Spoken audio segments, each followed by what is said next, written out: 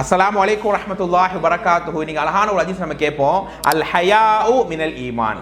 ஈஸியான ஒரு எளிமையாக சொல்லப்பட்ட ஒரு வார்த்தை, ஆனா நம்ம வாழ்க்கையாக இந்த விஷயங்கள் மாறணும்.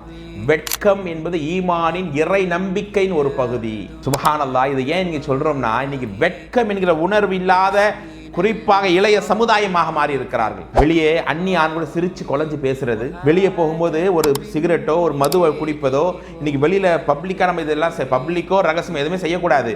ஆனா ஒரு வெக்கம், முதல்ல எவ்வளவு வெக்க உணர்வோட ஆண்கள் இருந்தாங்க, பெண்கள் இருந்தாங்க. ஆனா இந்த நிலை எவ்வளவு மாறிவிட்டது. குறிப்பாக பெருமானார் சொல்லுவாங்க, இந்த வெட்கம் என்பது நம்முடைய இறை நம்பிக்கை அதிகப்படுத்தும். அல்லாஹுக்கு முன்னாலேயாவது வெக்கப்படுங்க. நான் செய்யற இந்த பாவத்தை இறைவன் கண்காணிக்கிறான பார்க்கிறானேங்கிற அந்த உணர்வு வரணுமா இல்லையா? இன்னைக்கு ரகசியத்தில் வெளிப்பட ஒரு வெட்க உணர்வே இல்லாம நம்முடைய செயல்கள் இருந்தால் எப்படிங்க இறை நேசத்தை பெற முடியும்? வெட்க உணர்வு இறை நம்பிக்கையின் அடையாளம். அந்த பண்பை நம்ம எல்லோருக்கும் அல்லாஹ் தரட்டும். அஸ்ஸலாமு அலைக்கும் வரஹ்மத்துல்லாஹி வபரகாத்துஹு.